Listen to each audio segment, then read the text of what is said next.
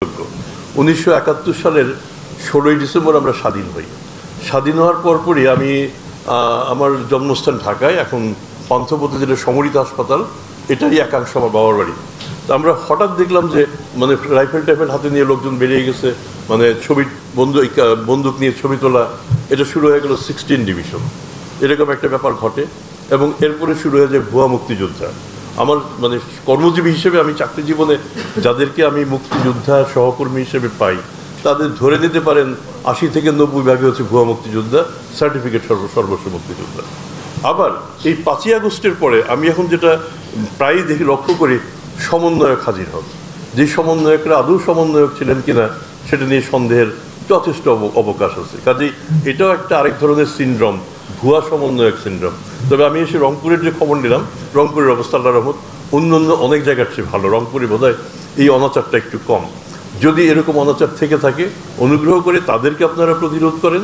এই প্রতিরোধটা মূলত যারা প্রকৃত হচ্ছেই এই 5ই আগস্টের এই বিপ্লবের যারা প্রকৃত কর্ণধারটা, তাদেরকে সম্মান করা হবে। আমরা কিন্তু 71 সালে ফেল করেছি প্রকৃত মুক্তিযোদ্ধাদের রক্ষা করতে, যে জন্য ভুয়া মুক্তিযোদ্ধা এবং তাদের সন্তানরা পরবর্তী সময়ে মানে ভালোভাবে বিরাজ করতে পেরেছে। এই কাজটা আমাদের করতে হবে। আজকে যে আলোচনার সূত্রপাত, তার একটা অংশ হচ্ছে সুশাসন। সুশাসন একদম খুব সহজভাবে এই সুশাসনের দায় দায়িত্ব অন্য কারো না। আমরা এখানে যারা আছে আমাদেরই সরকার, আমরা রাষ্ট্রের কর্মচারী। আর আমরা যদি আমাদের নিজেদের জায়গায় যদি মানে সুশাসনটা প্রতিষ্ঠা করি, ন্যায় বিচার করি, তাহলে আর এটার জন্য আর বেশি চিন্তা করার দরকার নেই। প্রত্যেকে যার যার জায়গাতে। এখন পরের প্রশ্ন, আমি কি আমার এখানে করতে পারছি কিনা? আমিও চেষ্টা করে যাচ্ছি। চেষ্টা আমাদের সবার করতে হবে। অ্যান্টিব্যাকটেরিয়াল অ্যাডিটিভ যুক্ত সেরা ওয়াটার ট্যাঙ্ক বিশুদ্ধ পানিতে ব্যাকটেরিয়া জন্মাতে দেয় না। কিছু ভুল ত্রুটি, কিছু সীমাবদ্ধতা আমাদের সবারই কম বেশি আছে। সেইটুকু মেনে নিয়ে আমরা যতটুকু চেষ্টা করতে পারি, সুশাসন আমরাই রাষ্ট্রকে উপহার দিতে পারবো। আমরা যদি এই মানে 5ই আগস্টের ঘটনাটাকে যদি সামনে নিয়ে আসি, পৃথিবীর ইতিহাসে অনেক অনেক প্রধানমন্ত্রী, প্রেসিডেন্ট, রাজা পালিয়ে চলে গেছেন। এই ঘটনা ঘটেছে। আমি আপনার 1672 সালে নেদারল্যান্ডসের রাজা ছিলেন ইউহান ডিভ্রি। তার এক ভাই ছিল, তার নাম জুলিয়ান ডিভ্রি। এদের দুইজনের দুর্নীতির কথাটা বাজারে এমনভাবে চলে আসে, আমরা এখন মব কথাটা প্রায়ই বলি আর কি। তো সেইখানে একটা মব সৃষ্টি হয়। মব এসে প্রথম ঠিক করে যে রাজার ভাইকে মারবে। তো রাজা তখন ভাইকে রক্ষা করার জন্য জেলখানায় ঢুকিয়ে দেয়। তারপরে একটা পর্যায়ে জনতার আক্রোশ রাজার উপরে পড়ে, কেন ভাইকে জেলখানায় ঢুকালো। তো পরবর্তী সময় তারা এসে ওই রাজপ্রাসাদে আক্রমণ করে, এবং রাজাও এক পর্যায়ে প্রাণে বাঁচার জন্য গিয়ে হাজির হয় জেলখানার ভেতরে। কিন্তু তারপরে তারা জেল ভেঙে এই রাজা এবং তার ভাইয়ের মানে শরীরের বিভিন্ন অংশ টুকরো টুকরো করে নিয়ে যায়, সুবিনির হিসেবে নিয়ে যায়। এই ঘটনা ঘটে নেপোলিয়নের সময়। আমাদের সাম্প্রতিককালের দুইটা ঘটনা যদি দেখি, একটা শ্রীলঙ্কা, তার একটা বাংলাদেশে। আমাদের দুইজনই আমি বলবো এক অর্থে ভাগ্যবান যে তাদের উপর জনতার আক্রোশ ছিল, রোষ ছিল, কিন্তু তাদের কিন্তু এ ধরনের মৃত্যুবরণ করতে হয়নি। তো কাজে এটা আমাদের মানে এটা দেখার একটা ব্যাপার।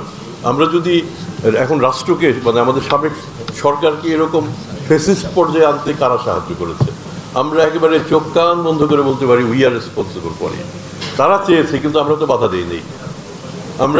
আমরা একটা সময় বলতাম যে প্রশাসনের রাজনীতিকীকরণ, পলিটিসাইজেশন অফ অ্যাডমিনিস্ট্রেশন। আসলে কি ব্যাপারটা সেটাই কিনা? আমি নিজে যদি একটু মাঝে মাঝে একটু পড়াতেও যাই, তো সেই সময় আমি বলি যে এটা আমি একটা পর্যায়ে পর্যন্ত বিশ্বাস করতাম যে প্রশাসনের রাজনীতিকীকরণ হয়, কিন্তু এখন আসলে ব্যাপারটা ঠিক উল্টা। আমি আমার চেয়ারটা রক্ষা করার জন্য, আমি একটা প্রমোশন পাওয়ার জন্য, আমি একটা বাড়তি সুযোগ পাওয়ার জন্য আমি কিন্তু রাজনীতিবিদের কাছে যাই। আমি গিয়ে বলি যে প্লিজ গেট মি পলিটিসাইজড। আমি আপনাদের।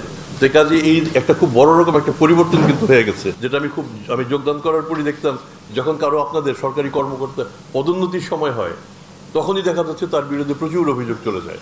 এবং সেই অভিযোগগুলি কিন্তু দুদক নিজের, আমাদের তো কারখানা নাই, আমরা তো আর অভিযোগ তৈরি করি না। অভিযোগ তৈরি করে আপনার সহকর্মীরা, যেখানে যিনি আপনার প্রতিদ্বন্দ্বী যিনি মনে করেন, সাথে সাথে বিভিন্ন রকম অভিযোগ তৈরি করে, এবং ঢাকা শহরের কয়েকটা বড় বড় অ্যাপার্টমেন্টের ছবি দিয়ে খুব ভালো রকম করে আমাদের দুদক একটা অভিযোগ পাঠিয়ে দেয়।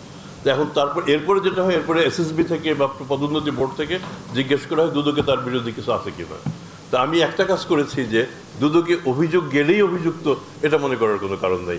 আমরা আমাদের প্রাথমিক অনুসন্ধান করার পরে যদি কিছু পাই তখনই আমরা এসএসবি বোর্ডকে কিংবা প্রমোশন বোর্ডকে আমরা বলে দেই যে হ্যাঁ কিছু একটা আছে।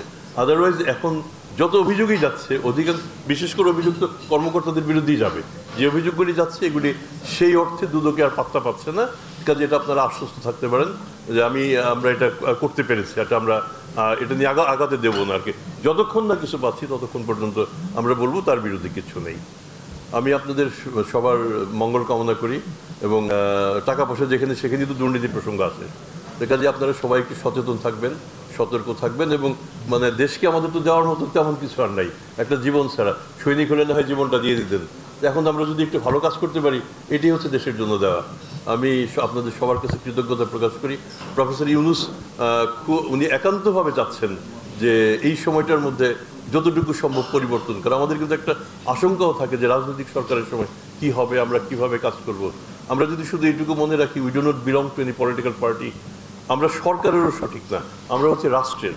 এটা যদি মাথায় থাকে আমরা যার যার জায়গায় এক একজনের এক এক ধরনের কাজ করার সঙ্গতি, আমাদের কর্মপদ্ধতি এক একজনকে এক এক ধরনের সুযোগ দেয়। সেই সুযোগটা যদি আমরা ঠিকমতো কাজে লাগাই এটাই হবে আমাদের শ্রেষ্ঠ সেবা, এটাই হবে আমাদের সন্তানদের জন্য আমাদের অবদান, রাষ্ট্রের জন্য অবদান। আপনাদের অনেক ধন্যবাদ।